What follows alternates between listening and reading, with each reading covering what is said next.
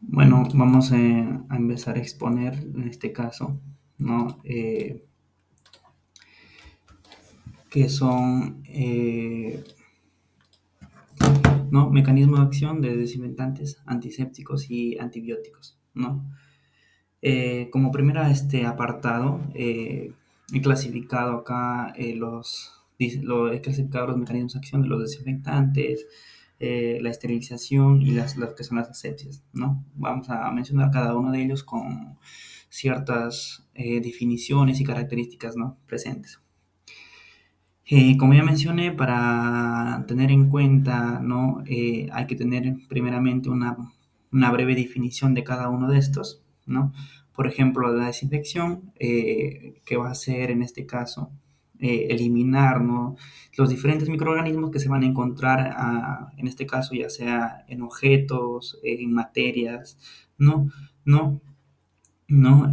Bueno, algo muy característico de que el medio de desinfección son las esporas bacterianas, ¿no? Es el único excepto que no va a poder eliminar. Ahora, hablando un poco más de su acción, la desinfección va a ser tanto lo que es micobactericida, lo que va a matar bacterias, virus, fungicida y esporicida, ¿no?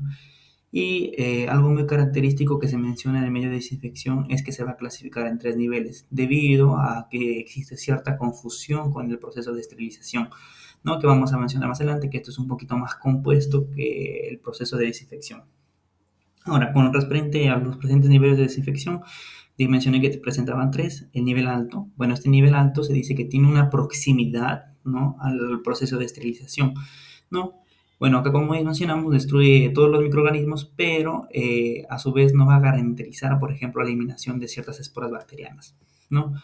Si queremos hablar un poquito más de esos agentes desinfectantes, son el glutaldehído, el dióxido de cloro, el peróxido de hidrógeno, el formaldehído y ácido paracético, ¿no? Eh, Luego tenemos el nivel intermedio, ¿no? Bueno, este nivel también elimina lo que son bacterias vegetativas, también micobacterias y algunas esporas, ¿no? Debido a sus agentes de desinfección, que son en este caso grupofenoles, hipoclorito de sodio, ¿no? Cloro de benzolonina, ¿no? Y de bajo nivel, bueno, este de bajo nivel tienen poca penetración, ¿no? Y por ende se dicen que no son muy efectivos, ¿no? Elimina bacterias vegetativas, hongos y algo muy característico que sus agentes de desinfección se dice que son un grupo de amonios cuaternarios, ¿no? Y ya, ahora si queremos hablar del proceso de esterilización como una definición, esterilización no viene de inhibir microorganismos, sino viene de eliminar, erradicar completamente los microorganismos, ¿no? Y esto va a incluir tanto las esporas bacterianas, algo que nos menciona el Murray, que hay un excepto, que son los virus con envoltura, ¿no? Si recordamos, por ejemplo, si hay ciertos patógenos o en este caso microorganismos que presentan una envoltura, una cápside, va a ser un poco más difícil su proceso de eliminación, ¿no? Mientras que, por ejemplo, los antibióticos, que vamos a mencionar un poquito más adelante, nos van a permitir, en este caso, la ruptura de esta envoltura o esta cápside, permitiendo así, ¿no? una destrucción o una inhibición, ¿no? Bueno, el proceso de esterilización se puede basar en procesos tanto físicos, químicos, ¿no? Y también, ¿no? por ejemplo, físicos y químicos, ¿no? En los físicos tenemos el calor seco. Bueno, este calor seco se va a caracterizar porque va a producir la muerte microbiana, ¿no? Y esto es gracias a que, gracias a su mecanismo de transferencia tanto de energía y a su proceso de oxidación, el cual permite en este caso eliminar ciertos microorganismos. El calor húmedo, bueno, acá menciona lo que es el Murray, que va a depender ampliamente de tres compuestos principales. Uno que es la temperatura, la humedad y el tiempo que se va a encontrar en este caso el objeto. Por ejemplo, eh, si, bueno, acá en el column húmedo menciona que la temperatura adecuada para este proceso tiene que estar entre 121 a 132 grados centígrados durante un tiempo de 15 minutos. Ahora, mientras más baja la temperatura, mientras más poca sea la humedad, mayor será la temperatura. Y bueno, en los agentes químicos, bueno, tenemos los líquidos, como se menciona líquidos, entonces, ¿qué va a hacer acá? Va a utilizar ciertos compuestos, ¿no? En las cuales se va dar un proceso de inmersión. Por ejemplo, vas a hacer un proceso de inmersión ya sea en glutaraldehído o en peróxido de hidrógeno, ¿no? Y ya pues bueno, su mecanismo es que este va a permitir la esterilización no total ya de de los microorganismos. Y en estado gaseoso, hay que recordar que en estado gaseoso, por ejemplo, eh, estos se van a caracterizar porque son muy característicos porque, por ejemplo, son muy volátiles y tienden, por ejemplo, a ser muy tóxicos, ¿no? Ser muy tóxicos. Y por ende también, al ser muy volátiles, tienen gran capacidad de producir, en este caso, incendios, ¿no? Mediante la utilización, como lo que dice el óxido de etileno, que, bueno, este es un agente ampliamente tóxico, ¿no? El cual actúa como un agente alquilante de los grupos funcionales de las proteínas, tanto de proteínas estructurales y a su vez de enzimas y de bases nitrogenadas de ácidos nucleicos, ¿no?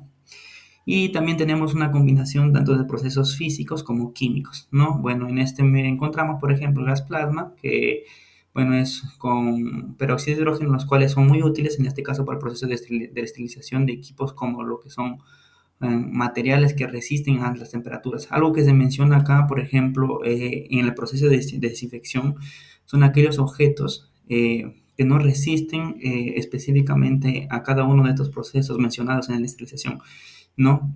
Abarcan lo que son los procesos de desinfección, ¿no? Y también tenemos el vapor a baja temperatura, ya pues que también utiliza ciertos compuestos con la final de erradicar los microorganismos. Ahora, eh, para hablar en este caso, de los antisépticos, hay que tener en cuenta tres definiciones primordiales, ¿no? Lo que es una asepsia, que es en este caso, una antisepsia, y qué son los antisépticos.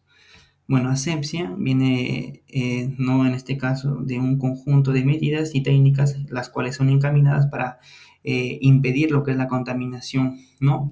O a su vez la proliferación de estos microorganismos infecciosos, ya sea en este caso en ciertos materiales o específicamente en el personal que está trabajando, o no en nosotros mismos, que serían laboratorios, ¿no? Bueno, antisepsia, anti viene la utilización de sepsia, ¿no? Bueno, hace referencia específicamente al estado conseguido tras la aplicación de los antisépticos, ¿no? Y va a consistir en utilizar ciertos productos químicos, lo que son los desinfectantes, ¿no?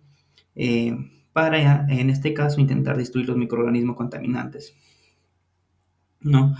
Eh, Ya, bueno, y los antisépticos, bueno, estos son sustancias químicas que impiden bueno, en este caso van a retardar la proliferación de gérmenes, ¿no? Y algo muy característico es que se van a emplear en superficies cutáneas. Algo que se me olvidó mencionar es que la gran diferencia entre desinfección, esterilización y lo que son los antisépticos es que la mayoría de estos procesos, tanto de desinfección y esterilización, se utilizan en compuestos como por ejemplo los estetocopios, materiales quirúrgicos, mientras que los antisépticos son utilizados a nivel cutáneo, como mencioné, como por ejemplo lo podemos utilizar en desodorantes, en lo que son jabones, ¿no? Entre otros, ¿no? Y acá tenemos, por ejemplo, la povidona ayudada, ¿no? Y diferentes compuestos. Bueno, para hablar de los antibióticos, como mencioné, no voy a profundizar mucho porque el tiempo es muy corto, ¿no?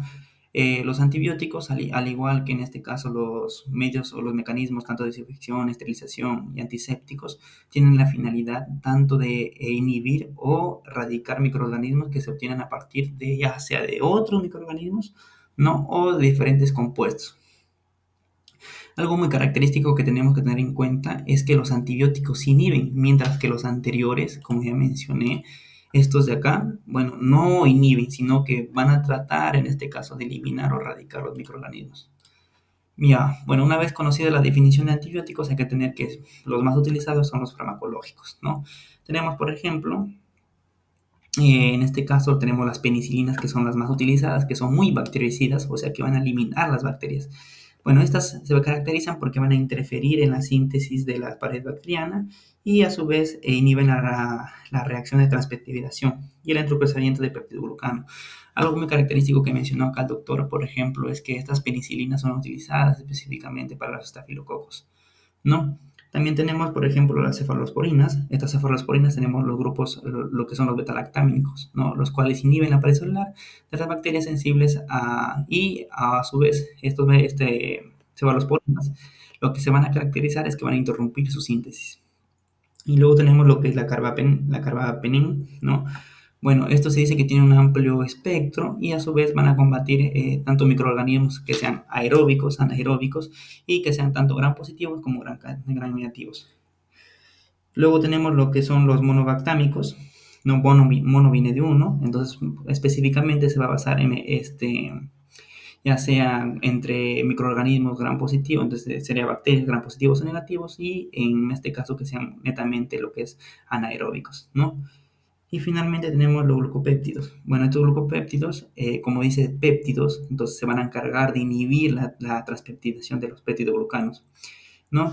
Esto se va a hacer durante lo que es la síntesis de la pared celular, permitiendo, como ya mencioné, cuando uno se inhibe en la pared celular va a permitir de esta forma ya sea erradicar o eliminar más fácil lo que es el microorganismo.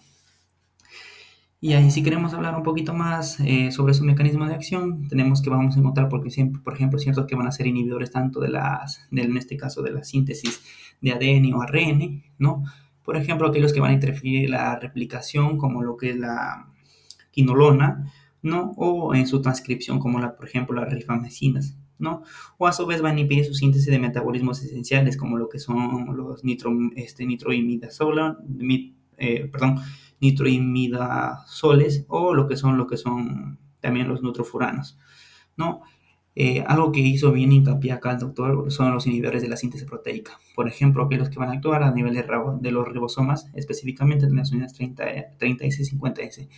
Hubo una mnemotecnia muy característica que mencionó, por ejemplo, Climateam, ¿no? Para recordar en este caso, ¿no? Por ejemplo, en las unidades 30S tenemos las tetraciclinas, en las 50S sería clima, entonces sería lo que es clorafenicol, eritromicina y lo que son lincosaminas, ¿no?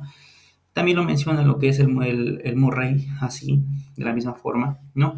Y también tenemos los inhibidores de las vías metabólicas, como por ejemplo ya tenemos la primetropina, las sulfamidas o las sulfonas, ¿no? Y los inhibidores, en este caso de la membrana plasmática, ¿no? En el caso de que esté alterada, tenemos, por ejemplo, lo que son las nistatinas y las polimixinas. Bueno, básicamente sería la explicación de la tarea del mapa conceptual dada.